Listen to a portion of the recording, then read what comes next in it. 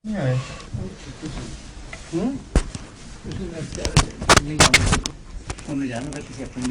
वो कार बारिश कर रहे थे बाहर, शहर से वापस आ रहा था ना, रास्ते में लगे हुए थे कार पॉलिश करने, वो कहीं जा रहे थे शायद। कहाँ? को मीटिंग है, उसमें जाना है। अच्छा, किसके साथ है मीटिंग नहीं पता। ये किसने किताब रख दी है यहाँ फोन पे तक? नहीं तैयार हो गया काम सारा मुकम्मल? जी अल्हम्दुलिल्लाह सारा कमाल हो गया।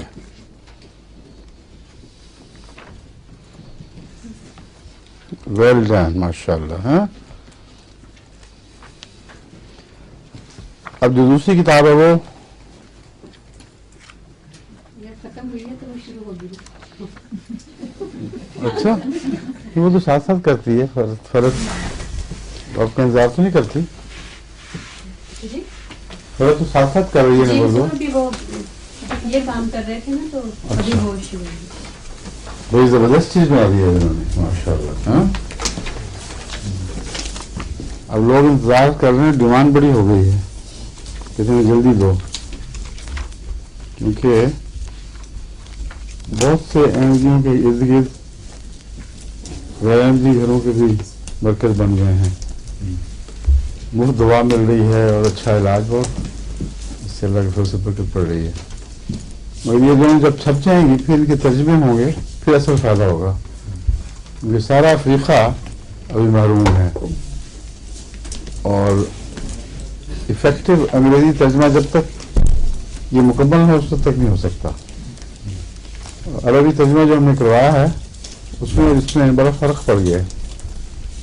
इसने पूरे मजमून के साथ उसकी सतरें, उसके हर चीज का जिक्र अलग। मगर प्रसूति का तर्जमा क्या है, किसी को पता चल जाएगा प्रसूति क्या होता है? यही लिखा था ना प्रसूति का बुखार। क्या इसमें भी यही लिखा था ना प्रसूति का बुखार? हाँ बेशक लिखा हो, जी मगर प्रसूति बुखार का पता नहीं लगेगा उसको। जहाँ इंडेक्स है वहाँ प्रसूति बुखार की तरफ इलामत होनी चाहिए। जो जिस औरत को अपने बच्चे की पैदाइश के बाद इन्फेक्शन में बुखार हो उसका नाम प्रसूति बुखार रखा हुआ है। हाँ? किताब में कई जगह वजाहत की हुई है कि नहीं, वजाहत तो की हुई है, पर किसी को क्या पता कि प्रसूति देखो फिर मेरी वजाहत वहाँ मिलेगी। पढ़ने से जिसको बुखार है और पैदाइश के बाद का बुखार है, बुखार के आगे प्रसूति और फिर उसकी वजाहत ये है। नहीं हुजूर, वो 3-4 बुखार तो लिखे हैं ना, आम बुखार, मलेरिया और टाइफाइड, और उसके बाद फिर ये भी लिख दूंगी प्रसूति बुखार। लिख दूंगी ना, अभी नहीं लिखा। वो मैंने सिर्फ एक ही था ना, सिर्फ एक ही दवाई थी। अरे प्रसूति ना लिखें, उसके आगे लिखें कि मुख्तलिफ किस्म के जो हैं इन्फेक्शन की उर्दू क्या है, ताफुनी बुखारात हैं, ताफुनी बुखारात या जरासीम के असर से बुखारात जो होते हैं, इस किस्म की वजाहत कर दें, इसे प्रसूति कहा जाता है। खुसूसन जो बच्चे की पैदाइश के बाद औरतों को बाद बुखार हो जाते हैं, उसके लिए मुहावरा चल पड़ा है प्रसूति। लफ्ज़ प्रसूति डिक्शनरी में है? हाँ देखें। अच्छा जी, अब कैंसर के मुतालिक हम बात कर रहे थे, क्या बात की थी? आखिरी बात जो मैंने बयान की थी,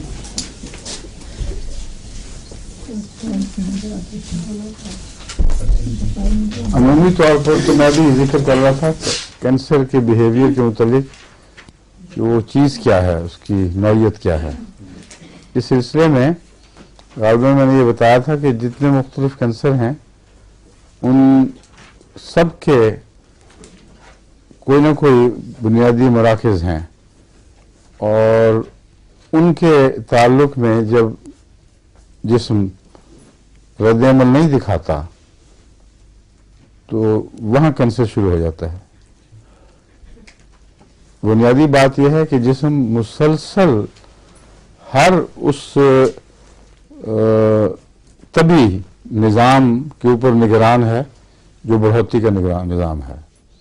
एक तभी निज़ाम है, इसमें कोई बैरूनी बीमारी के अवामिल शामिल नहीं हैं। और ये निज़ाम जो है ये निज़ाम अदल है, इतना परफेक्ट, इतना कामिल कि उसमें अदना से भी खलल वाक़या नहीं होता। और वो निज़ाम अदल इस तरह है कि जिस रफ्तार से किसी चीज़ को बढ़ने का हुक्म है उसके लिए मुअय्यन है कि कहाँ तक बढ़ना है, और उसके बाद उसको ये हुक्म है कि इतनी रफ्तार से बढ़ो कि जितनी रफ्तार से कम हो रही हो। ये है परफेक्शन। दांत घिसते हैं, लेकिन अगर घिसते चले जाएं तो कुछ भी बाकी नहीं रहे, कुछ दिनों में रगड़े जाएं। बल्कि बाद लोग जो सोते में दांत रगड़ते हैं उनके तो 2-3 रातों में दांत खत्म हो जाएं। तो हर हुक्म जो है वो एक मुअय्यन रफ्तार का नहीं है, बल्कि यूं है जैसे कोई सोच वाली चीज निगरानी कर रही है उसकी। जहां ज्यादा घिसते हैं वहां ज्यादा रफ्तार हो जाती है, जहां कम घिसते हैं वहां कम रफ्तार होती है। और ये है निज़ाम अदल परफेक्ट। इसके मुतालिक साइंसदान यहाँ पहुंचकर ज़्यादा तफसील में नहीं जाते, लगता है उनको शर्म आती है कि खुदा का आमना सामना न हो जाए, क्योंकि ये जो निज़ाम है कोई तभी कवानीन, अंधे कवानीन उसको कमांड और कंट्रोल नहीं कर सकते। या तो ये ऑर्डर होगा कि इस रफ्तार से बढ़ो, और वो अगर ऑर्डर हो तो हर शख्स के अज़ा के घिसने और इस्तेमाल होने की रफ्तार अलग अलग है। हर मौसम में, हर मुल्क में, हर किस्म के इक़्तिसादी हालात में, आदात के लिहाज से इंसान के जिस्म के घटने की रफ्तार हर फर्द में और हर फर्द के हर मुख्तलिफ हाल में अलग अलग होती है। इसलिए ये ऑर्डर दिए नहीं जा सकता कि जो सेल्स हैं वो इस रफ्तार से बढ़ें, यानी जिस्म के जिल्द के सेल और गोश्त के सेल इतनी रफ्तार से बढ़ें, हड्डियों की इतनी रफ्तार से बढ़ें। ये ऑर्डर है कि जिस रफ्तार से तुम कम हो रहे हो उस रफ्तार से बढ़ो। लेकिन ये ऑर्डर शुरू होता है जब इंसान तरक्की और नश्व नुमा की उम्र गुजार कर जवानी के दरमियानी दौर में पहुंचता है, बुढ़ापे तक, मिडिल एज, जो मिडिल से कुछ वरे कुछ जवानी की दौर से। हाँ, इसमें भी मुश्किल ये है कि एक मुअय्यन उम्र नहीं की जा सकती, क्योंकि हर उज़्व के लिए उसकी बुलूगत की उम्र अलग अलग है, और हर उज़्व का अपना एक तकाजा है कि फलां वक्त तक बढ़े और उसके बाद बढ़ना बंद हो जाए। और जब वो बढ़ना बंद हो तो फिर इस तरह बंद ना हो जाए कि घिसाई पिटाई की गुंजाइश न रहे। ये जिस्म के एक एक जर्रे पर अमल दरामद है इस चीज का, इस अमलदारी में काम कर रहा है जिस्म। तो इस पहलू से क्या ऑर्डर है और कौन सा दिमाग है जो उसको कंट्रोल करता है, जो साइंटिस्ट कहते हैं जीन्स में है ये। पर हर जीन को किस तरह पता चलेगा कि फलां वक्त दांत को शुरू कर देना चाहिए काम, फलां जगह बंद कर देना चाहिए, इस आदमी की रफ्तार घिसने की इतनी है, इसकी रफ्तार इतनी होनी चाहिए। ये जो बारीक चीज़ें हैं इनमें साइंसदान जहाँ तक मैंने मुतालिया के नहीं जाते, क्योंकि अगर वो जाएंगे तो सवालात उठेंगे जिनका जवाब दे ही नहीं सकते वो। इसलिए सिर्फ ये कह के गुजर जाते हैं कि जीन के अंदर शामिल है कि जब चीज़ बढ़ जाए तो फलां वक्त जाके उसका अपोजिट शुरू हो जाए। तो ये सारे वो हैं मुख्तलिफ अवामिल और फ़र्क। अवामिल भी अलग अलग हैं और उसके रद्द अमल के फ़र्क भी अलग अलग हैं, और इंसानों के मिजाज, उनकी सेहत के तकाजे अलग अलग हैं, उनकी सेहत की जो कैफियत और उनकी इक़्तिसादियात खून जिस्म की वो भी अलग अलग हैं। सेहत अच्छी होगी तो ज़रूरी नहीं कि हर जगह अच्छी हो, बाज़ हिस्सों की सेहत ख़राब हो जाएगी, बाज़ों की अच्छी रहेगी। जो अज़ा हम इस्तेमाल नहीं करते उनकी सेहत गिर जाती है, جو ضرورت سے زیادہ استعمال کرتے ہیں ان کی صحت گر جاتی ہے. تو صحت کا تعلق جو روزمرہ کی زندگی ہے اس میں بھی ایک توازن کے ساتھ ہے. اور یہ جو آرڈر ہے اب ایک ہی آدمی کے مختلف حصوں میں اس کی صحت کے تقاضوں کے مطابق بدل جائے گا. اس آدمی کی بڑھنے کی رفتار اتنی ہونی چاہیے، فلاں جگہ اتنی ہونی چاہیے، کم ہونے کی رفتار بڑھ گئی ہے تو اس کے مطابق بڑھوتری کی رفتار بھی اتنی بڑھے جتنی کم ہونے کی رفتار ہے. اس نظام میں جو نظام عدل میں سمجھتا ہوں بہترین چوٹی کا نظام عدل ہے، اس میں جب ناانصافی شروع ہو جائے کہیں تو پھر بیماری شروع ہوتی ہے. اور عدل کے بگڑنے کا نام ہی بیماری ہے. لیکن عام بیماریاں جو ہیں وہ عام روزمرہ کے علاج کی پہنچ میں ہوتی ہیں، کیونکہ نظام عدل ایسا نہیں بگڑا ہوتا کہ اس کے اندر گویا باغیانہ رجحان دکھائی دے، کمزوری دکھائی دیتی ہے، بے راہ روی دکھائی دیتی ہے، مگر شیطانیت نہیں ہے. اس لیے روزمرہ کے علاج نصیحتیں جس طرح عام مریضوں پہ کام آ جاتی ہیں اس طرح ان پہ بھی نصیحت اور ذرا پیار سے سمجھانا یہ ہے علاج جو مختلف طب اور ایلوپیتھک طریقوں سے کیا جاتا ہے. مگر آگے پھر طرز علاج کے فرق ہیں.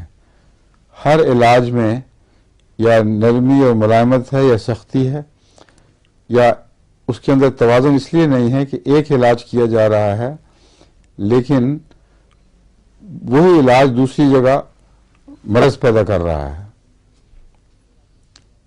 اس لیے پھر آگے مشکلات پڑ گئیں. یہ جو غلط علاج ہے یہاں سے شروع ہوتی ہے بات کینسر کی. یہ بسا اوقات کینسر کی طرف لے جاتا ہے مریض کو. غلط علاج کے دو تین پہلو ہیں. ایک یہ کہ سختی سے دبایا جائے جبکہ اس کا علاج بغیر سختی کے اور ذرائع سے بھی ممکن تھا. اور سپریشن جس کو کہتے ہیں نا ہارٹ سپریشن، اور سختی سے دبانے کا مطلب یہ ہے کہ جسم کے دفاعی نظام کو پوری طرح حرکت میں آنے کا موقع نہیں ملا اور اس پر کم انحصار ہوا ہے اور براہ راست بیماری کو اکھیڑا گیا ہے. تمام جراثیم کش دوائیں سختی کے علاج کی مثال ہیں کیونکہ وہ جراثیم کو قتل کرتی ہیں، اور جراثیم کو قتل کرنے کے لیے جو اللہ تعالیٰ نے نظام بنایا ہے جسم میں وہ حرکت میں نہیں آتا. تو اس کی وہی مثال ہو جائے گی جیسے میں نے بچے کی دی ہے، اگر وہ ٹانگیں استعمال نہیں کرے گا تو ٹانگیں سوکھنی شروع ہو جائیں گی. تو ایک پہلو یہ ظاہر ہوتا ہے کہ کینسر مختلف حصوں کے لیے مختلف رنگ میں ظاہر ہوگا. جہاں سختی کا علاج، سختی کے علاج کی بات میں ختم کروں گا. پہلے سختی کا علاج ہے یعنی بیماری کو براہ راست اس طرح دفع کیا گیا ہے کہ اس میں جسم کے نظام دفاع کو بہت ہی کم حصہ ملا. تو جس جگہ جس بیماری کو بار بار ایسا کیا جائے، اول تو بار بار طرف اس لیے میں بول رہا ہوں کہ ایسی بیماری پھر عود کراتی ہے. اور اکثر میں نے گلے کے مریضوں میں اور چھاتی کے مریضوں میں جو اکثر کیونکہ اکثر بچوں میں، بڑوں میں سردیوں کے موسم میں، برسات کے موسم میں یہ بیماریاں چلتی ہیں، تو ان سے جو مجھے اندازہ ہوا ہے اور بکثرت ایسے مریض میں نے دیکھے ہیں کہ جن کو اینٹی بایوٹکس کے ذریعے یعنی سلفر ڈرگز وغیرہ کے ذریعے گلے کا بخار دور کیا جائے یا چھاتی کا بخار دور کیا جائے، ان کو اگلا بخار جلدی ہوتا ہے اور بعض دفعہ ایک بخار ٹوٹ کے پھر دوسرے میں داخل ہو جاتا ہے. چنانچہ اپنے اس سفر کے دوران بھی ہالینڈ اس میں فرانس میں ایک ماں بچے کو لے کے آئی کہ اس کے بخار تو پہلے شروع ہوئے تھے، آج کبھی کبھی ہوتے تھے، اب تو ایک بخار لگتا ہے دوسرے میں دوڑ گیا ہے، ایک دور ختم ہوا اینٹی بایوٹک کا، دوسرا شروع ہو گیا. اس کو پھر میں نے سمجھایا کہ بالکل بند کرو، تو بچہ ہمیشہ کے لیے بیمار ہو جائے گا اور ہو سکتا ہے خطرناک نتیجہ نکلے. تو دوائیں اس کو تجویز کر کے دیں جو خدا کے فضل سے کام کرتی ہیں. تو کینسر کینسر کی ایک وجہ جو بظاہر صاف دکھائی دیتی ہے وہ یہ ہے کہ اس جگہ جہاں سختی سے بیماری کو دور کیا گیا وہاں نظام دفاع نے بار بار متحرک ہو کر پھر کوشش چھوڑ دی. گویا اسے یہ پیغام ملا ہے کہ یوں ہی جھوٹا سگنل تھا، تمہاری ضرورت نہیں ہے. جتنا سٹرونگ سگنل تھا اتنا ہی سٹرونگ رد عمل ہوا کرتا ہے، ہوا ہوگا. اور جب رد عمل وہاں پہنچتا ہے تو آگے کوئی چیز دکھائی نہیں دیتی. جیسے چور آیا کی آواز بلند ہو اور وہاں دوڑے لوگ پہنچے تو چور کوئی نہ ہو، یا پہلے کسی اور نے جس کا تعلق نہیں تھا اس نے چور کا صفایا کر دیا ہو. تو چونکہ نظام جسم نے نگرانی چھوڑی ہے، جراثیم کو زیادہ موقع ملتا ہے کہ وہاں پھر حملہ آور ہوں. اور جب بار بار اس طرح ہوا ہو تو اس جگہ پھر اینٹی بایوٹک دوائیں بھی کام نہیں آتی، کیونکہ یہ ایک مسلمہ اصول ہے جو ساری دنیا کے اطباء جانتے ہیں کہ اگر نظام جسم کا کوئی بھی حصہ نہ ہو بیماری کی شفا میں تو ایک ایسا مقام پہنچ جاتا ہے کہ جب اینٹی بایوٹکس وغیرہ کچھ بھی کام نہیں دیتی. اور نظام جسم کا حصہ دو طرح سے ہے، ایک تو ہے اینٹی باڈیز جو وہاں پہنچ کے حملہ کر رہی ہیں، ایک جو جہاں بیماری ہے وہاں صرف جو اینٹی بایوٹک ڈرگز نہیں کل کر رہی بلکہ وہاں جب تک اس جسم میں صحت ہے وہ اینٹی بایوٹک ڈرگز کے کام کرنے میں ممید رہے گا، یعنی وہ ان کو مدد دیتا ہے. اور یہ جو مدد ہے اس کی باریکیاں تو مجھے علم نہیں، مگر یہ مجھے پتہ ہے کہ جہاں جسم کی اندرونی مدد بالکل ختم ہو جائے وہاں بخار 107-8 تک پہنچ جاتا ہے اور خون کو ٹیکوں سے بھر دیتے ہیں، اور معین پتہ ہے کہ کون سے جراثیم ہیں جو حملہ آور ہیں، انہی کے مطابق دوائیاں بین ہی ان کو ختم کرنے والی وہ دی جاتی ہیں، کچھ بھی اثر نہیں ہوتا. اور یہ جو صورت ہے اس پہ کوئی قابو نہیں پا سکتا، اس لیے پھر ڈاکٹر نہلانا شروع کر دیتے ہیں، گیلے کپڑے ڈال دیتے ہیں، کہتے ہیں ہماری پیش نہیں جا رہی اب. یہ کینسر تو نہیں ہے، مگر یہ ظاہر کر رہی ہے بات کہ نظام جسم کی ضرورت اینٹی بایوٹکس کو بھی ہے. تو پہلا ایک نقصان یہ ہے کہ وہاں اینٹی بایوٹکس کام کم کرتی ہیں اور مزید کی ضرورت پڑتی رہتی ہے، پھر یہاں تک کہ ایک ایسا مقام آ جاتا ہے جہاں اس سے زیادہ دی نہیں جا سکتے. دوسرے اینٹی بایوٹکس براہ راست جسم کے بعض دوسرے اعضاء پر اور گلینڈز پر اثر انداز ہوتی ہیں. مثلا جگر ہے، اس پر تو لازماً اثر پڑتا ہے اینٹی بایوٹکس کا، اور جگر کے فعل مدھم پڑ جاتا ہے اور اس میں ایک قسم کی غنودگی سی پیدا ہو جاتی ہے، اور سلگش انگریزی میں جس کو کہتے ہیں نا سلگش لیور ہو جاتا ہے. لیکن اور گلینڈز پر بھی اثر انداز ہوتی ہیں یہ. تو ایسا مریض پھر مستقل دائم المریض بن کے ایک مرض سے دوسرے میں منتقل ہوتا چلا جاتا ہے. کینسر والا حصہ پھر یہ ہے کہ جب ایسا حال پہنچ جائے کہ اینٹی بایوٹکس دے کر یا کسی اور وجہ سے، ضروری نہیں اینٹی بایوٹکس ہوں، کئی وجوہات اور بھی ممکن ہیں کہ مرض پیدا ہوا ہے اور اس کا علاج جسم نے براہ راست حملہ آور ہو کر نہیں کیا. نفسیاتی فیکٹرز بھی اس میں ہیں، جس میں غم اور مایوسی کا فیکٹر ہے، यानी वो भी एक अवामिल में से एक अमल है जो रद्द अमल को नुकसान पहुंचाता है। कई और बीमारियां हैं जो बाद दूसरे ग्लैंड्स में होती हैं, उनके नतीजे में भी रद्द अमल की जान नहीं रहती। फिर दिन ब दिन कम होती हुई ताकत जो खून की कमी की वजह से किसी और वजह से पैदा हो, उसकी वजह से भी जो दफाई हमले की ताकत है उसमें कमी आने लगती है। तो एक ऐसी जगह जब जिस्म का दिफाई निज़ाम हिम्मत छोड़ दे और या ये समझे कि धोखा हो रहा है या जोर लगाए और उसकी पेश न जाए कुछ, तो कुछ देर के बाद वो गोया हाथ उठा लेता है।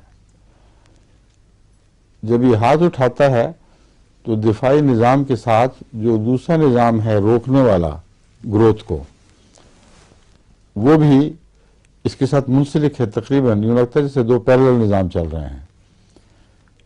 दिफाई निज़ाम वो ग्रोथ को रोकने वाला निज़ाम नहीं है, मगर हिस्सा है उसका एक किस्म का। ये दो हिस्से हैं, दो बातें हैं। एक ये कि जब आपके अंदर किसी के अंदर कोई जरासीम हमलावर हो, किसी जगह इरिटेशन हो, पहली चीज़ इन्फ्लेमेशन है। इन्फ्लेमेशन का मतलब ये है कि वहाँ सुर्खी पैदा होगी, खून का इज्तिमा होगा। इन्फ्लेमेशन खून के उस तरफ दौरान से होती है हमेशा, उसके बगैर इन्फ्लेमेशन नहीं हो सकती। इन्फ्लेमेशन के बगैर ही वो चीज़ गल सकती है अगर खून के दौरान उस तरफ ना हो। तो ये एक तभी कानून है जो लाजिमन अपना असर दिखाता है। खून का दौरान उस तरफ बढ़ जाएगा। जब खून का दौरान बढ़ रहा होता है तो इससे पहले गालिबन उस जगह से एक पैगाम जाता है, गालिबन नहीं जो कि यकीनी तौर पर, उसको आरएनए मैसेंजर कहते हैं, जो ये टी सेल्स वगैरह को ये पैगाम देता है और पैगाम ये भेजता है कि फलां जगह हालात बिगड़ रहे हैं, हमला हो रहा है। वहाँ ग्लैंड्स में जहाँ भी वो पैगाम पहुँच रहा है उसकी एक बैन ही लोकेशंस की इस वक्त बहस नहीं है। ये याद रखें कि ऐसे जिस्म के अंदर ग्लैंड्स अल्लाह ताला ने बनाए हुए हैं जो पैगाम वसूल करते हैं और फिर दोबारा अपने मैसेंजर्स भेजते हैं, और बाद दफ़ा वो जो दिफाई निज़ाम है उसको पहले पैगाम भेजते हैं और वहाँ से मैसेंजर चलते हैं। बाद दफ़ा यहाँ से जो पहली जगह है वहाँ से मैसेंजर चलते हैं। वो जायज़ा लेने के लिए जाते हैं कि कहाँ तकलीफ है और क्या है, और उस पैगाम के बाद फिर जो फैक्ट्री है उसको हुक्म मिलता है कि फलां किस्म की बीमारी है, उसको ख़त्म करने के लिए तुम बैन ही उससे निपटने के लिए जिस किस्म के सिपाहियों की ज़रूरत है वैसे पैदा करो, और जब तक वो फिट ना हो हमलावरों के साथ उनको ख़त्म नहीं कर सकते। अगर ये पंजा है इसके मुकाबले पे ये पंजा है, इसमें फिट हो जाएगा।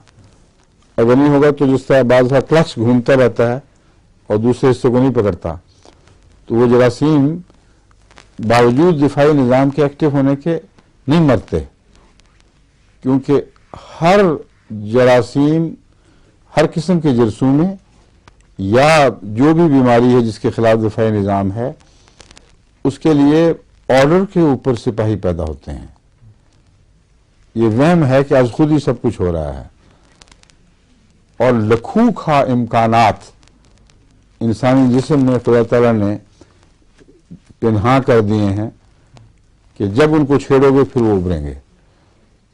तो अब वो बैन ही वैसी शक्ल की चीज़ पैदा होनी ज़रूरी है। और यहाँ तक कि जो एड्स वायरस है उसका भी बैन ही जहाँ वो ख़त्म होता है उसके एग्जैक्टली अपोजिट उसी शक्ल का यूँ क्लच करके उसको पकड़ेगा तो फिर दोनों ख़त्म हो जाएंगे। तो जब दोनों ख़त्म होते हैं तो पीप बनती है। वो लाशों का जो अंबार है और जो मवाद है मौत का, उसका नाम पीप है। तभी आप देखेंगे कैंसर में शोखी पीप नहीं बन रही होती, बल्कि सुर्खी है, काटोगे तो खून निकलेगा, उसमें वायलेंस होगी। बाद गंदे फोड़ों में मुगली फोड़ा जिसको कहते हैं, उसमें भी पीप नहीं बनती बल्कि पतली सी सतह झिल्ली सी आती है, और इंसान को तसल्ली नहीं होती कि पूरा फटे एक दफा मुसीबत से निजात मिले। वजह यह है कि वहां लड़ाई नहीं हो रही। जो जिस्म के दिफाई सेल हैं खून के नतीजे में जरूर पहुंचे हैं वहां, लेकिन उनको सही हुक्म नहीं मिला कि बैन ही किस शक्ल का वो हमला है, और जब तक उसको फिट होने वाला निज़ाम वहां आके यूं उसको जकड़ता नहीं, उससे तक वहां कुछ भी नहीं होगा। और बाज फोड़े जो हैं जिद्दी, उनमें ये मुश्किल होती है कि उनके लिए निज़ाम की तैयारी के लिए निस्बतन ज़्यादा वक्त की ज़रूरत है। इसलिए हर निज़ाम की हर दिफाई हमले की तैयारी जो है वो मुख्तलिफ वक्त लेती है, और उसका ताल्लुक उन जरासीम के मिजाज से है जो हमलावर हैं। मसलन बाद जरासीम हैं जो दाखिल होते ही क़यामत मचा देते हैं, उनके लिए निज़ाम जिस्म में ऐसे दफाई ज़र्रात पैदा हो जाते हैं फौरी तौर पर, जो फौरी उठते हैं और जाके उनका मुकाबला करके मामला ख़त्म कर देते हैं। बाद हैं जिनकी इंक्यूबेशन के लिए 10-10, 20-20 दिन चाहिए। वो दाखिल हुए हैं और 20 दिन तक वो तैयार होंगे और फिर वो निकलेंगे बाहर। तो जिस वक्त दाखिल हुए थे उस वक्त जो भी पैगाम मिला है किसी जगह, उसमें ये सारी नौइयत बयान हुई है कि ये चीज़ है जो इतनी देर में पकती है, और साथ साथ मैसेंजर जा रहे होते हैं।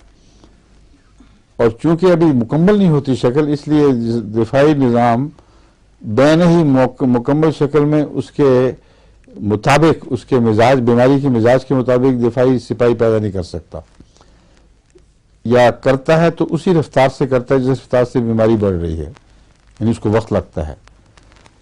और जब बीमारी अपने अरूज को पहुंचकर तैयार होती है, उस वक्त ये निज़ाम भी जो साथ साथ तैयार हो रहा है मगर अभी मुकम्मल काबू नहीं पा सकता, ये इस काबिल हो जाता है कि उसको वहां ख़त्म कर दे। इसलिए टाइफाइड की रफ्तार जो है, उसकी रफ्तार फैसला करेगी कि किस किस्म के जरासीम कितनी देर में उसे ख़त्म कर सकते हैं। ये आम नॉर्मल हालात की बात है। लेकिन होम्योपैथी में मैंने देखा है कि अगर हम पैगाम पहले मुकम्मल दे दें तो बसा औकात ये रफ्तार बहुत तेज हो जाती है जिस्म के जर्रे बनाने की। अगर आम हालात में छोड़ दें और सेहतमंद जिस्म हो तो वो दिफा करेगा, और बगैर किसी एंटीबायोटिक्स के भी दिफा करेगा, मगर वो 14 दिन की मियाद है अगर बुखार की, या मम्स की 14 या 21 दिन की मियाद है, यानी टाइफाइड की होती है 14, 21 या महीना वगैरह वगैरह। तो जो मियाद है उसके मुताबिक जिस्म अगर सेहत उसमें बाकी है, जान बाकी है, तो अज खुद भी बीमारी को ख़त्म कर सकता है। लेकिन वक्त उतना ही लेगा। ये नहीं हो सकता कि वो उस मियाद से पहले जो जरासीम ने फैसला की है, जिसका फैसला जरासीम ने किया, उससे पहले वो ख़त्म कर दे।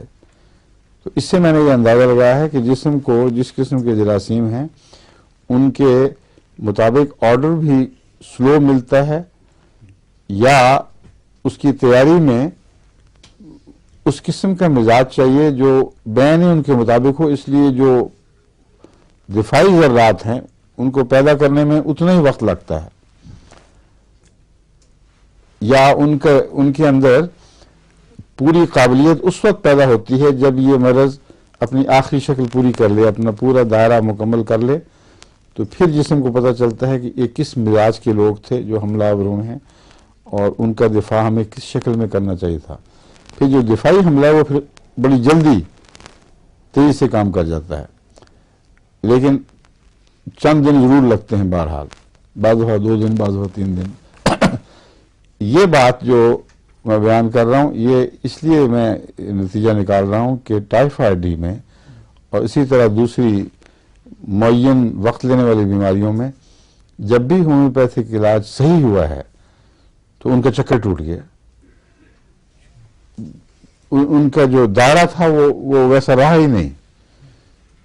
تو اس سے سوائے اس کی کوئی نتیجہ نہیں نکال سکتے کہ ہم نے ہومیوپیتھک ذریعے سے وہ پیغام مکمل دے دیا جو اس بیماری کے نتیجے میں دیر میں ملنا تھا، کیونکہ بیماری نے اپنے پر پرزے نہیں نکالے تھے پورے، اور جب تک اپنے پورے پر پرزے نہیں نکالتی جسم کے دفاعی نظام کو یہ پتہ ہی نہیں کہ کس قسم کے سپاہی ہیں جو دراصل اس کا مقابلہ کر سکیں گے. جب وہ پر پرزے نکال لے پھر جو دفاعی نظام تیاری کرتا ہے وہ انتظار کی وجہ سے کہ پوری انفارمیشن ابھی نہیں آ رہی، کیا کچھ ہو رہا ہے، اس کے ساتھ ساتھ تیاری اندر ہو رہی ہوتی ہے، اس لیے وقت اتنے لگتا ہے اس کو. لیکن ہومیوپیتھک میں ہم مکمل پیغام دیتے ہیں کہ ٹائیفائڈ ہے اور یہ مکمل ہوا کرتا ہے 14 دن میں یا 21 دن میں یا اتنے دن میں، اور یہ حرکتیں کرے گا تمہارے ساتھ. تو وہ تیاری بعض دفعہ 2 یا 3 دن میں مکمل ہو جاتی ہے.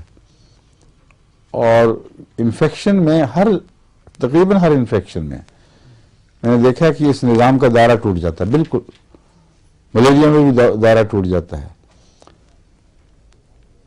جس کا لازماً وہی نتیجہ ہے جو میں نکال رہا ہوں، ایک منطقی نتیجہ ہے کہ ہومیوپیتھک میں یہ صلاحیت موجود ہے کہ وہ بیماری کا دور پورا کرنے سے پہلے اس بیماری کا تفصیلی تعارف اس طرح کرائے جیسے آر این اے پیغام دیتی ہے. اور آر این اے جہاں پیغام دیتی ہے ہومیوپیتھی کو تو نہیں پتا کہ کہاں جانا ہے، مگر ایک وہ سنسنی سی پیدا کرتی ہے جسم کے اندر کہ یہ گویا حملہ ہونا ہے اور اس کی یہ شکل ہے. اس کو اللہ تعالیٰ کس طرح وہاں منتقل کرتا ہے اس کے متعلق ہم ابھی کچھ نہیں کہہ سکتے، سوائے اس کے کہ وہ روح کا عقیدہ ہو جو ہمارا عقیدہ ہے کہ روح ایک باشعور نگران ہے جسم کے اوپر، اور اگر روح کو پیغام مل جائے تو وہ خود ہی آگے اپنے احکامات جاری کر دیتی ہے. روح کے تابع ہے سب کچھ، وہ دماغ کے ہر اس حصے پہ نگران اور حکمران ہے جس سے آگے جسم کے رابطے ہوتے ہیں. تو روح جب فیصلہ کرتی ہے، اس کو اگر پیغام صحیح مل جائے تو کہتی ہے کہ فلاں فلاں چیز فلاں فلاں طریق پر حرکت میں آ جائے، اور وہ آ جاتی ہے. تو جو روح ہے یہ ایک نظریہ ہے ہمارا، مگر جو حرکت میں آ جاتی ہے یہ ایک حقیقت ہے.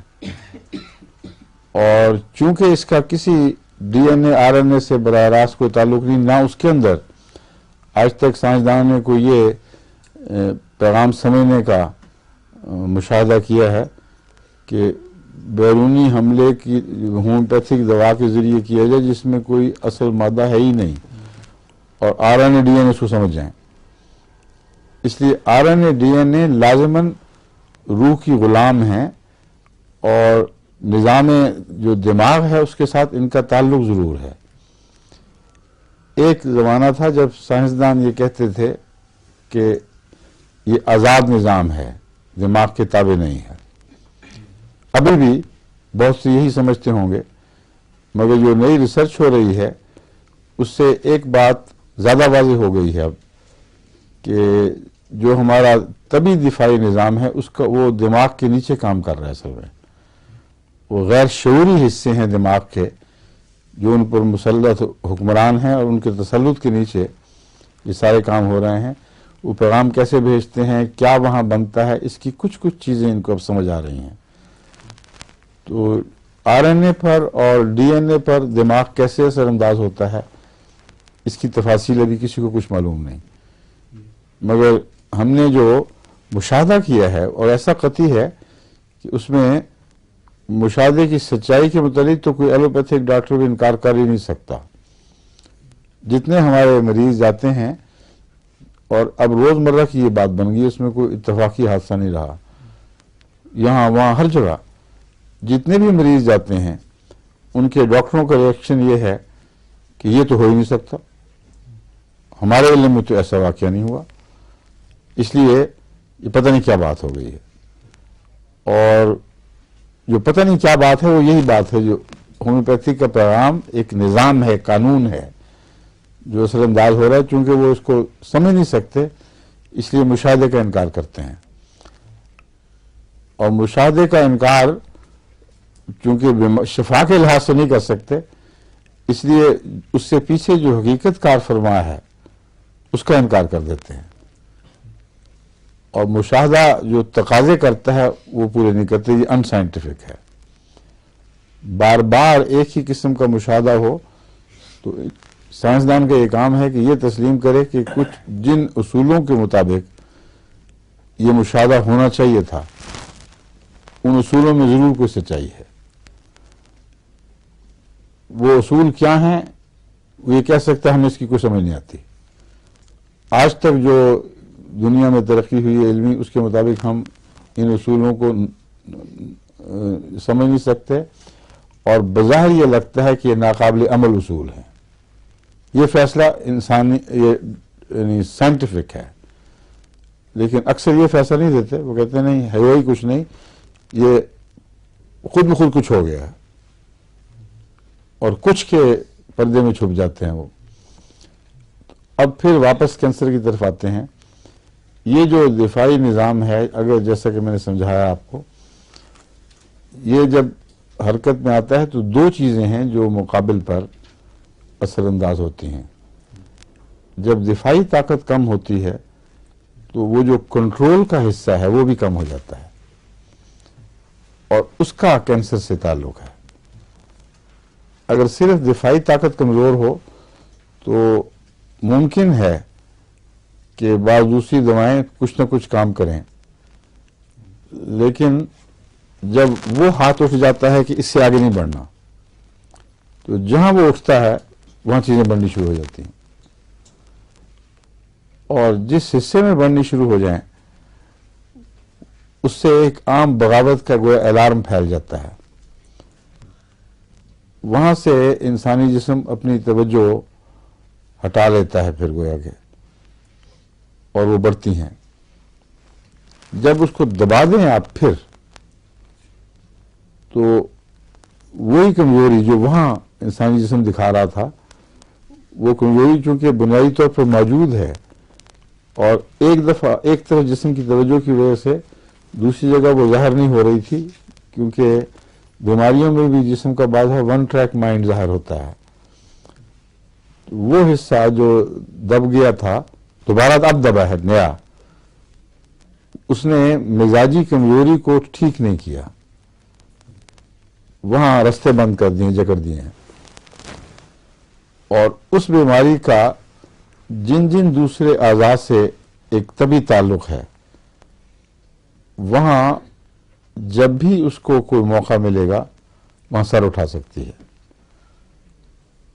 और मौका मिलना लाजिम नहीं कि इमीडिएट फौरी हो। बाज़ दफ़ा 2-2 साल के बाद किसी और जगह बीमारी ज़ाहिर होती है। मसलन एक ट्यूमर को कहीं दबाया गया है तो दिमाग में ट्यूमर होने में बाज़ दफ़ा 2-3 साल लगते हैं। लंग्स के ट्यूमर होने में ज़रूरी नहीं कि फ़ौरन हो जाए, आनन फानन हो।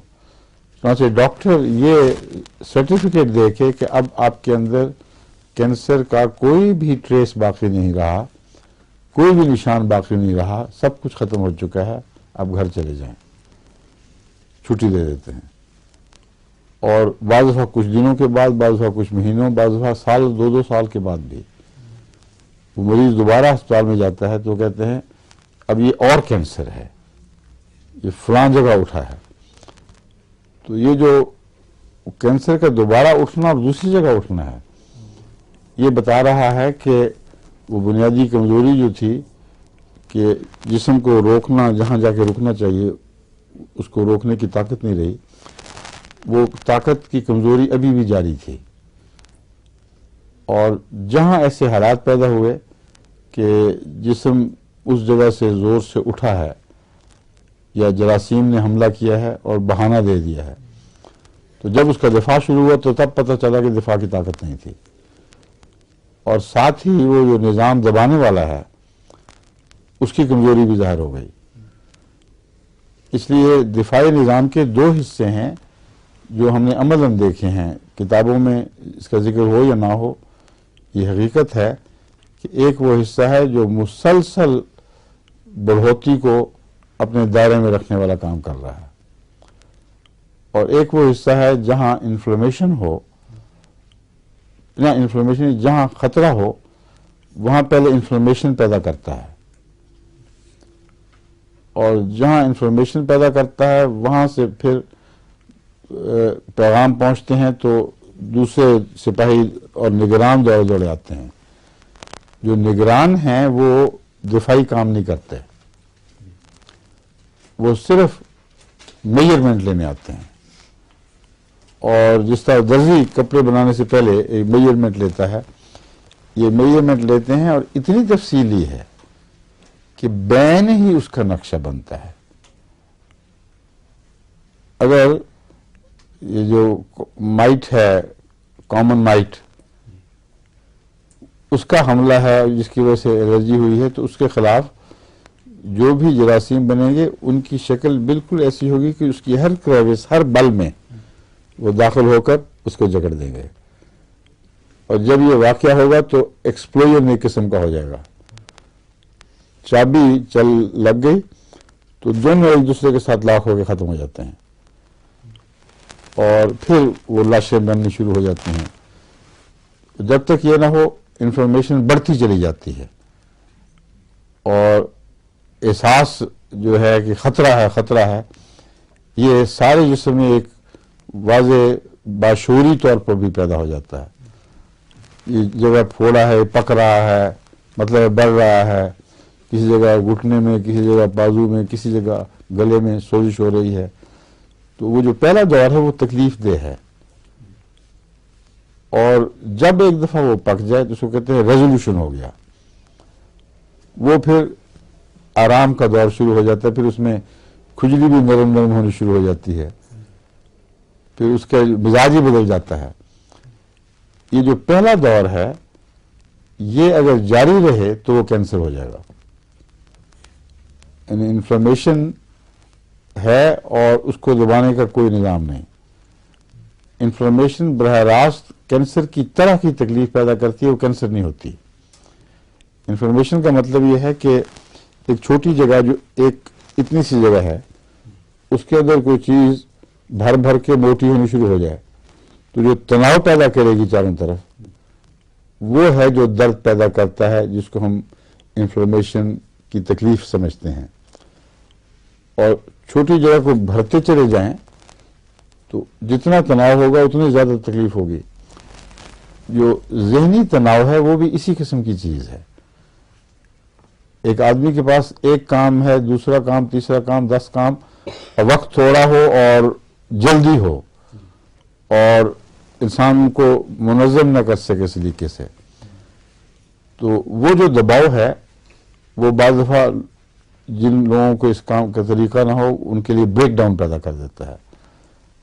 وہ بھی یہی صورت ہے کہ جتنی چیزیں ہیں دماغ میں سنبھالنے کی طاقت ہے ان سے زیادہ چیزیں ہیں، اور ہر چیز اپنے رنگ میں ایک اہمیت رکھتی ہے، اور مریض سمجھتا ہے کہ اس کو بھی میں نپٹانا ہے، اس کو بھی نپٹانا ہے، اس کو بھی نپٹانا ہے، آخر ہاتھ اٹھا لیتا ہے کہ کچھ نپٹایا نہیں جانا. تو یہی کیفیت جسم کی ہو جاتی ہے بعض دفعہ، اور وہ جو ہاتھ اٹھانا ہے وہ کینسر نہیں ہے. عام طور پر جسم بھی تھک کے ہاتھ اٹھاتا ہے مگر کوشش جاری رکھتا ہے، یہاں تک کہ بعض تھوڑے جلدی ٹھیک ہو جاتے ہیں، بعض ذرا دیر بھی ہو جاتے ہیں. اور اس عرصے میں براہ راست قتل کرنے والی دوائیاں نہیں ہوتی، بعض پولٹسیں لگائی جاتی ہیں اور ذرائع اختیار کیے جاتے ہیں جن سے وہاں جو ان کے تناؤ میں نرمی پیدا ہو جاتی ہے، جسم کا ماحول پہلے سے بہتر ہو جاتا ہے، مقابلے کی طاقت ان میں زیادہ پیدا ہو جاتی ہے. اس طرح رفتہ رفتہ وہاں خدا تعالی کی فضل کے ساتھ پھر شفا کا نظام جاری ہو جاتا ہے. کینسر میں یہ 2 چیزیں ہیں جو میرے نزدیک اثر انداز ہیں، اور ایک ہے دفاعی نظام کا ہار جانا، اور دوسرا ہے بڑھوتی کے نظام کا مادر پدر آزاد ہو جانا. اور اس پر نگرانی کا فقدان.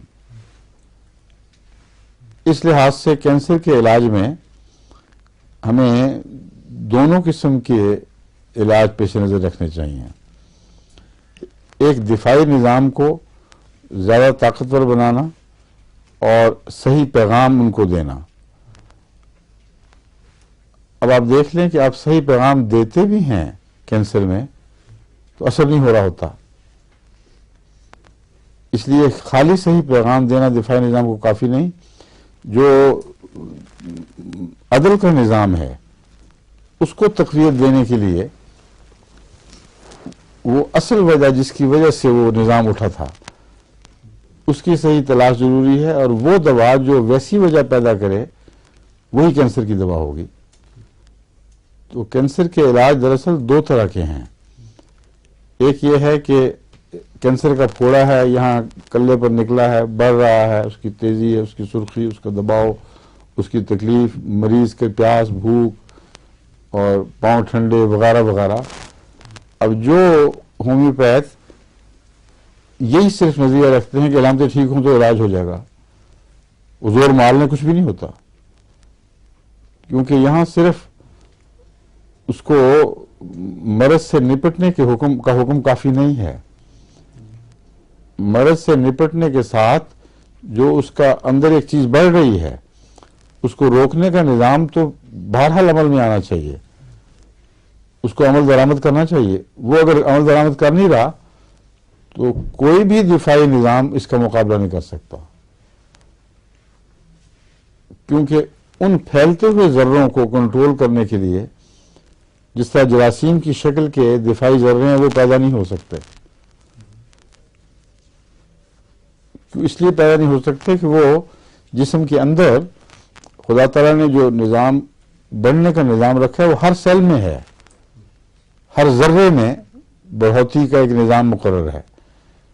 اس نظام کا توڑ یہ نہیں ہے کہ اس جیسے ذرے بنا کر ان میں پھینکے جائیں. جسم ایسا نہیں کرتا. اس کا توڑ ان باریک چیزوں میں ہے جو ہمیں علم نہیں، ابھی تک سائنسدانوں کو پورا علم نہیں کہ کس طرح وہ کام کر رہی ہیں چیزیں. اس لیے جب تک ہم ہومیوپیتھک ایسے زہروں پر غور نہ کریں جو اگر دیے جائیں تو اس قسم کی چیز پیدا ہو سکتی ہے جسم میں، اس وقت تک ہم ان کا علاج نہیں کر سکتے. تو وہ زہر جو ہیں وہ مخصوص زہر ہیں اور ان کا اثر بعض خاص حصوں پر پڑتا ہے. اس لیے بعض کہہ سکتے ہیں کہ یہ زہر جو ہے یہ فلاں قسم کا کینسر پیدا کرتا ہے، یہ زہر جو ہے یہ فلاں قسم کا کینسر پیدا کرتا ہے، اور اسی قسم میں وہ یہ اثر ڈالے گا کہ وہاں جو بے تکا بڑھنے کا رجحان تھا اس کے مقابل پر جسم کے اندر جو اس کو دبا کر رکھنے کا نظام ہے وہ حرکت میں آئے گا. جب وہ حرکت میں آئے گا تو پتہ ہی نہیں لگتا کہ ہو کیا گیا ہے. اچانک آرام آنا شروع ہو جاتا ہے، اچانک وہاں بغاوت بیٹھنی شروع ہو جاتی ہے، جو سپریشن نہیں ہے بلکہ اصل نظام کا ایک حصہ ہے. اس لیے وہ بڑھنا بند ہو جائے گا، پھولنا بند ہو جائے گا، وہ تکلیف جو ہے وہ اس کی واپسی شروع ہوگی. تھوڑی دیر میں اس کا کوئی ٹریس نہیں رہے گا، اور جب ٹریس نہیں رہے گا تو پھر بہت کم احتمال ہے کہ وہ اسی قسم کی چیز دوبارہ کہیں اور پیدا ہو. لیکن یہ جو نظام ہے اس کی کمزوری ایک دفعہ واقعہ ہو جائے تو دوسری دفعہ واقعہ ہونے کا احتمال باقی رہتا ہے. اس لیے کینسر کے متعلق میرا تجربہ ہے کہ جب تک آپ صحت یافتہ مریض کی باقاعدہ نگرانی نہ رکھیں اور اسے وہ دوا جو اس کو شفا دے سکتی ہے اس کو ایک تو اسٹیجر آف کریں ٹھیک ہونے کے بعد، پھر دوسری بعض دفاعی طاقت کی دوائیں اس کے لیے ایسی تجویز نہ کریں جو عموماً اس کے مزاج کو ٹھیک رکھیں گی، اس وقت تک کینسر کے دوبارہ آنے کا خطرہ باقی رہتا ہے. اور خصوصیت سے میں نے دیکھا ہے اگر ایک مریض ٹھیک ہو جائے اور بعد میں ڈاکٹر اس کو کہیں کہ اب تم ساتھ تھراپی بھی کروا لو और रेडिएशन भी करवा लो ताकि बिल्कुल ही सफा हो जाए मामला, तो फिर बिल्कुल ही सफा कर देते हैं मामला, वो मरीज हाथ से निकल जाता है। ऐसे चंद केसेस मेरे सामने अभी हाल ही में आए हैं, उनको डॉक्टरों ने जवाब ही दे दिया था, मैंने उनका इलाज शुरू किया तो उसके अल्लाह के फजल के साथ वो सही इलाज बैठा और डॉक्टरों ने मायना किया और कहा कि आपको कोई भी अब ट्रेस नहीं है, लेकिन अब आप एहतियातन ये कीमोथेरेपी थेरेपी शुरू कर दें, एक्सरे रेडिएशन शुरू कर दें।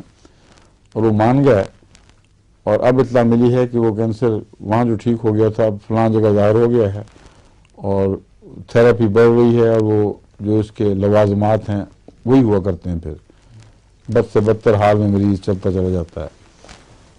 तो कैंसर का इलाज जो है सबसे मुश्किल और डेलिकेट इलाज है और इसमें अपनी बेबसी को पेश नज़र रख के दुआ बहुत ज़रूरी है कि सही दवा की तरफ रहनुमाई हो।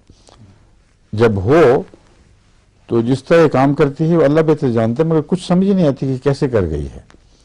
ऐसे मरीज बाज जिनको कैंसर की आखिरी स्टेजेस के नतीजे में जो सेकेंडरी जाहिर हो गई थी दूसरी जगह, उनको बहुत ताकतवर पेन किलर लेने पड़ते थे, यानी दर्द दबाने वाले ऐसे कीमियावी कम्बिनेशंस कंपाउंड्स, मुझे पता नहीं कि क्या नौयत है, मगर बहरहाल ऐसे होते हैं जो गालिबन ओपियम को भी मिजाज उसमें होता है, मॉर्फिन वगैरह, मगर वो बड़े जोर से दबा देते हैं, वो लेते थे। और वो दवा जो बाज़ किस्म के कैंसर में दर्द के लिए बड़ी नुमायां काम करने वाली दवा है, जब वो दी गई तो पेन किलर की जरूरत ही नहीं रही, बिल्कुल ठीक ठाक इस तरह वो दवा खा लेते हैं, दर्द कोई नहीं होता। अब ये सवाल है कि अगर दर्द नहीं हो रहा तो वो जर्रे बढ़ने बंद हो गए हैं या कोई और वजह है, ये अभी तक मैं पूरी तहकीक नहीं कर सका, क्योंकि इसमें बहुत से ऐसे बारीक मुशाहदात हैं जो ज़रूरी हैं। मगर ये अक्सर तो दर्द उस वक्त दूर होता है जब सेहत शुरू हो जाए, लेकिन बाज़ दफ़ा उसके बगैर भी मैंने देखा है दर्द ठीक हो जाता है और अब सेहत पूरी नहीं हो रही होती, यानी मरीज निस्बतन आराम से गुजरता है और वो जो सप्रेसेंट दवाएं हैं दर्द कम करने वाली, उनके बद असरात जो वैसे सारी जिस्म पे फैल रहे हैं, भूख बंद और तकलीफें, उनसे निजात पा जाता है।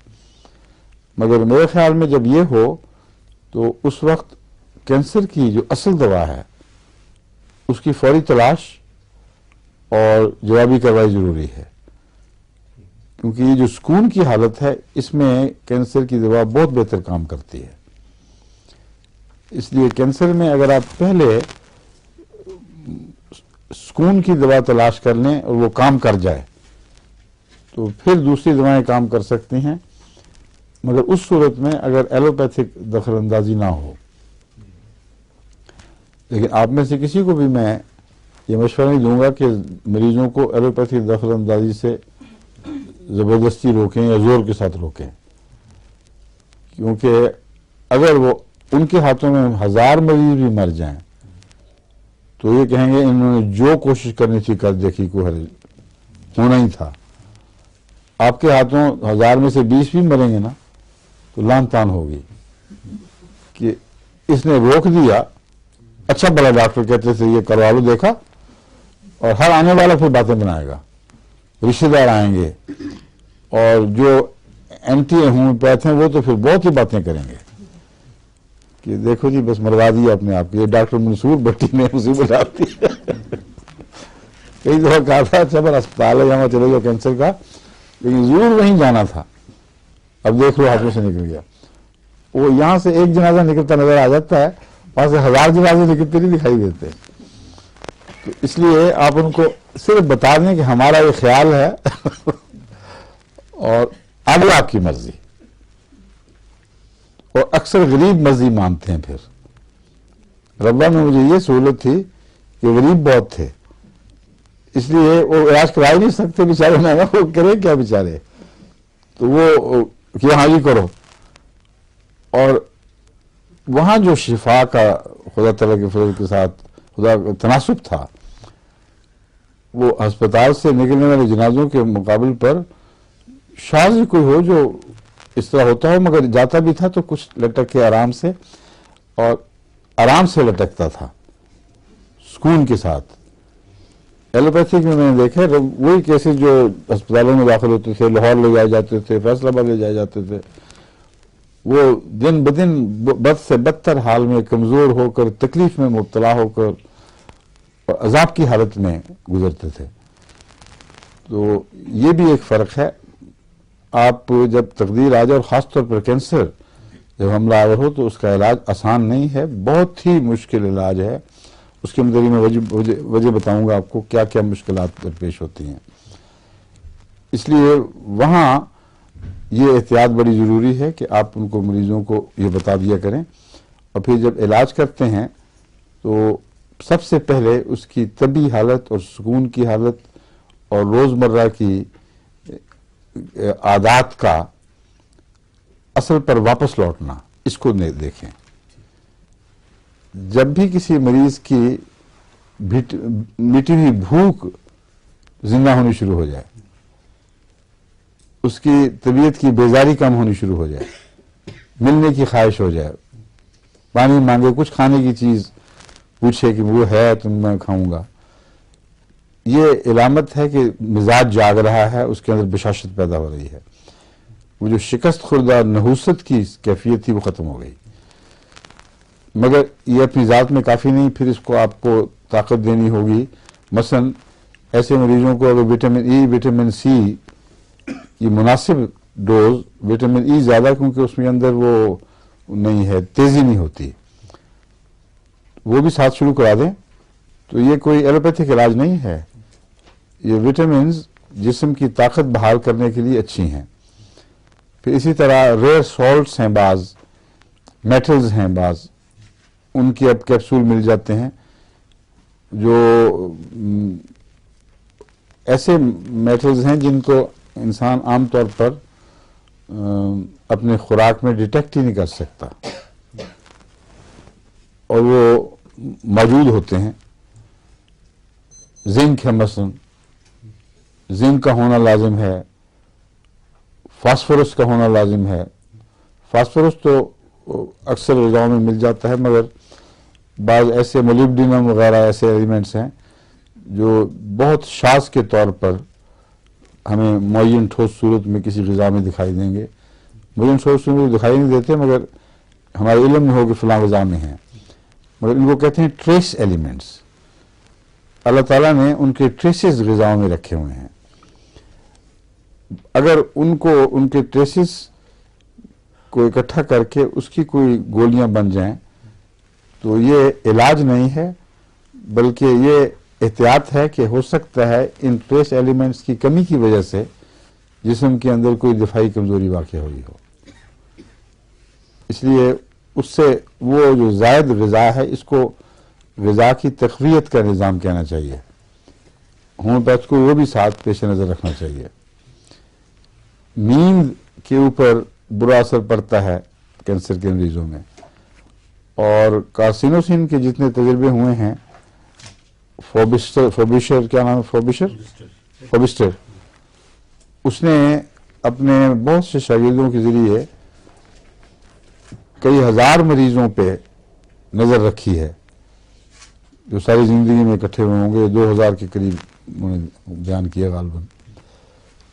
तो वो ये कहते हैं कि कैंसर के मादे में नींद उड़ाने का जुज़ शामिल है कोई, और जो सब कैंसर्स में हमने देखा है, यानी बाज़ दफ़ा वो ज़हन को अलर्ट कर देता है कैंसर, और वो अलर्ट करना जहाँ तक मैं समझा हूँ इस वजह से है कि कुछ करो, ये सोने का वक्त तो नहीं, जागो और कुछ करो, और कर सकता नहीं और अलर्ट हो जाता है।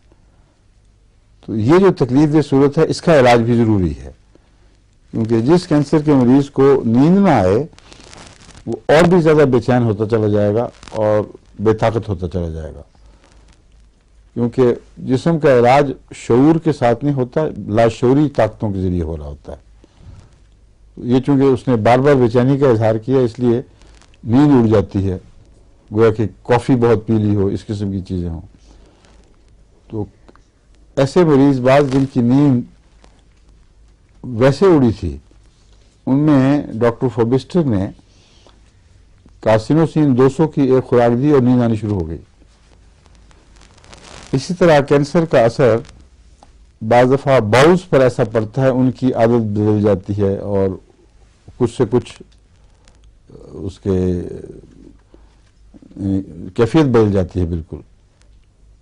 مریض کو روزانہ ٹوائلٹ جانے کی عادت ہے، وہ بعض دفعہ جائے گا تو پھر اسہال شروع ہو جائیں گے اور جاری رہیں گے، بعض دفعہ قبض ہونی شروع ہو جاتی ہے۔ مگر ڈاکٹر فوبسٹر کے تجربے میں کینسر کا اسہال سے نہیں بلکہ قبض سے تعلق ہے، یعنی اسہال کا انکار تو نہیں کرتے، مگر ان کے مظاہرے میں صرف قبض آئی ہے۔ بس ایسی قبض جو بعض دفعہ پیچھے نہیں چھوڑتی، اس میں وہ کہتے ہیں ہم نے 200 میں کارسینوسین دی تو قبض ٹھیک ہو گئی۔ تو جتنے بھی اس کے ماحول کے اثرات ہیں کینسر کے، ان پر بھی نظر ڈالنی چاہیے۔ میرا مطلب یہ ہے کہ اگر آپ نے مریض کو ٹھیک کرنے کی قطعی ارادہ کیا ہے، دعا کے ساتھ کوشش کرنی ہے، تو اس کے سارے ماحول کو اچھا بنائیں، کیونکہ جب تک نفسیاتی ماحول اچھا نہ ہو جائے اس وقت تک روح پوری بشاشت کے ساتھ ایسے خطرناک مرض کا مقابلہ نہیں کر سکتی۔ اور اگر نفسیاتی ماحول اچھا ہو جائے تو وہ جو دبانے والا نظام ہے اس کو ویسے ہی کچھ تھوڑی سی طاقت ملنی چاہیے۔ تو یہ جب شروع ہو جائے تو پھر ایک نظر رکھنی چاہیے وزن کے اوپر۔ اگر وزن گرنا بند ہو جائے اور پہلے گر رہا ہو، اور یہ ساری باتیں جو میں بیان کر رہا ہوں ان کی طرف توجہ کر رہا ہوں، تو اللہ تعالیٰ کے فضل کے ساتھ یہ ایک بہت ہی اہم علامت ہے کہ کینسر نے واپسی شروع کر دی ہے۔